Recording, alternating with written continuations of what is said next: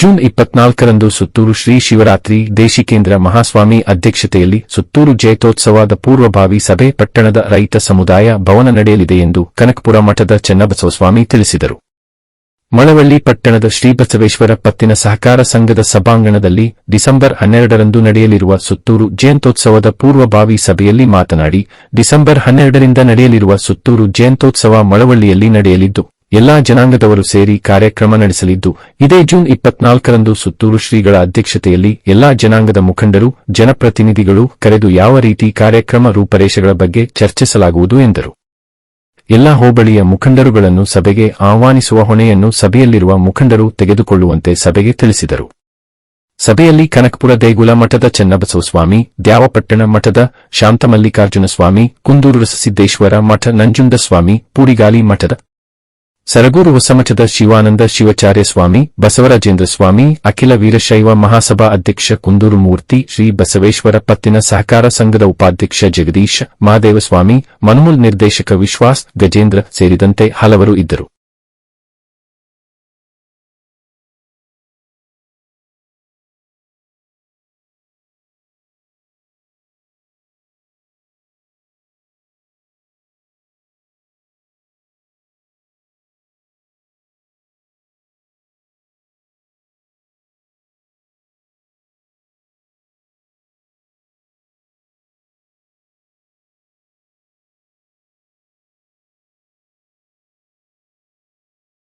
ಮಾಡಬೇಕಾದದ್ದು ಅಂತಂದ್ರೆ ಈಗ ದಿನಾಂಕ ಅಂತೂ ಎಲ್ಲರೂ ಒಗ್ಗೂಡಿ ಜಯಂತಿಯನ್ನು ಮಾಡ್ತಿರೋದು ತುಂಬ ಸಂತೋಷ ಅಂತ ದೇವರು ಕೂಡ ತಿಳಿಸಿದ್ದಾರೆ. 24ನೇ ತಾರೀಕು ತಾವೆಲ್ಲರೂ ಆ ದಿನ ಅನ್ಕೊಂಡ ರೀತಿಯಲ್ಲಿ ಎಲ್ಲರನ್ನ ಕರೆದು ಒಂದು ಪೂರ್ವಭಾವಿ ಸಭೆಯನ್ನು ಮಾಡುವುದರ ಮೂಲಕ ಚಾಲನೆ ನೀಡಬೇಕು ಅನ್ನೋದು ನಿಮ್ಮೆಲ್ಲರ ಇಚ್ಛೆನೂ ಆಗಿತ್ತು. ಮತ್ತೆ ಪರಮಪೂಜ್ಯ ಜಗದ್ಗುರುಗಳವರ ಆಶೀರ್ವಾದವೂ ಕೂಡ ಅದೇ ಇರೋದ್ರಿಂದ 24ನೇ ತಾರೀಕು 11 ಗಂಟೆಗೆ ಅಂತ ಹೇಳಿ ಬುದ್ಧಿಯವರು ಒಂದು ಸಮಯವನ್ನು ಕೊಟ್ಟಿದ್ದಾರೆ.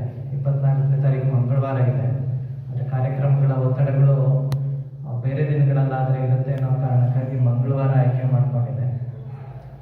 ಅದೇ ದಿನವೇ ಮಳವಳ್ಳಿ ನಾವು ಮಂಡ್ಯದಲ್ಲಿದ್ದಂಥ ಸಂದರ್ಭದಲ್ಲಿ ನರೇಂದ್ರ ಸ್ವಾಮಿಯವರು ಕೂಡ ತಿಳಿಸಿದ್ರು. ಅವರು 24ನೇ ತಾರೀಕು ಆಗ್ಬೋದು ಅಂತ ಹೇಳಿ ಅವರು ಹೇಳಿದ್ದಾರೆ. ಅಂದಾನಿಯವರು ಕೂಡ ಅದೇ ದಿನ ತಿಳಿಸ್ತಾರೆ, ನಾನೇ ಮಾತಾಡಿ ಅದು ಅವರು ಕೂಡ ಅದನ್ನು ಒಪ್ಕೊಂಡಿದ್ದಾರೆ. ಅವರು ಮತ್ತೆ ಅಲ್ಲಿ ಪುಟ್ಟರಾಜು ಅವರು ಇದ್ರು. ಪುಟ್ಟರಾಜು ಅವರು ಅದೇ ಸಂದರ್ಭದಲ್ಲಿದ್ದಾಗ ಅವರು ಕೂಡ 24ನೇ ತಾರೀಕು ಬರ್ತೀನಿ ಅನ್ನೋದನ್ನ ಮುಗಿಯವ್ರು ಹೇಳ್ಕೊಟ್ಟಿರೋದ್ರಿಂದ ಅಂತ ಹೇಳಿದ್ದಾರೆ. ಆ 3 ಜನವು ಕೂಡ ಆ ಸಮಯಕ್ಕೆ ಆ ದಿನಾಂಕದಂದು ಒಪ್ಕೊಂಡಿದ್ದಾರೆ. ಇನ್ನು ಬಾಕಿಯವ್ರನ್ನು ಕರೆಯುವಂಥ ಅವಶ್ಯಕತೆ ಇದೆ. ಅವ್ರನ್ನೆಲ್ಲರೂ ಕರೆದು ಅದೊಂದು ಯಶಸ್ವಿಯಾಗಿ ಮಾಡಬೇಕಾದಂಥ ಒಂದು ಅನಿವಾರ್ಯತೆ ಮತ್ತು ಅವಶ್ಯಕತೆ ಎರಡೂ ಇರೋದ್ರಿಂದ ನಾವೆಲ್ಲರೂ ಅದನ್ನು ವಿಶೇಷವಾಗಿ ಮಾಡಬೇಕಾಗಿದೆ. ಇದು ಮೊದಲನೇದೇನಲ್ಲ, ಹಿಂದೆಯೂ ಕೂಡ ಪೂರ್ವಭಾವಿ ಸಭೆಯೂ ಕೂಡ ಯಶಸ್ವಿಯಾಗಿ ಆಗಿ ಎಲ್ಲರೂ ಒಮ್ಮನಸ್ಸಿನಿಂದ ಮಾಡೋಣ ಅನ್ನುವಂಥ ತೀರ್ಮಾನ ಮಾಡ್ಕೊಂಡಿದ್ರಿ. ಈಗ ಮೊದಲನೇದಾಗಿ ಚರ್ಚೆ ಮಾಡಬೇಕಾದದ್ದು ಅಂತಂದರೆ ಈಗ ದಿನಾಂಕ ಅಂತೂ ನಿಗದಿಯಾಗಿದೆ. ದಿನಾಂಕ 24, ಸಮಯ 11 ಗಂಟೆಗೆ ಅಂತ ಹೇಳಿ ಯಾವ ಸ್ಥಳದಲ್ಲಿ ಮಾಡಬೇಕು ಅನ್ನೋವಂಥದ್ದು ಮೊದಲನೇ ನಮ್ಮೆಲ್ಲರ ಚಿಂತನೆ. ಅದೊಂದು ಚಿಂತನೆ ಆಯಿತು ಅಂದರೆ ಮುಂದಕ್ಕೆ ಮಾತಾಡ್ಬೋದು ಅನ್ಸುತ್ತೆ. ಹಂಗೆ ಮಾತಾಡ್ಬೋದು.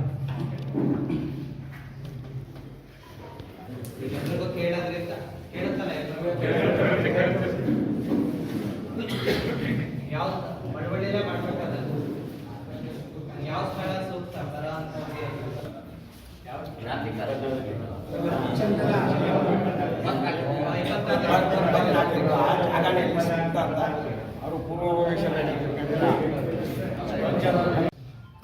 ಇತಿಹಾಸವನ್ನು ಕರಿಬೇಕು ಅನ್ನೋದು ಯೋಚನೆ ಮಾಡಿ.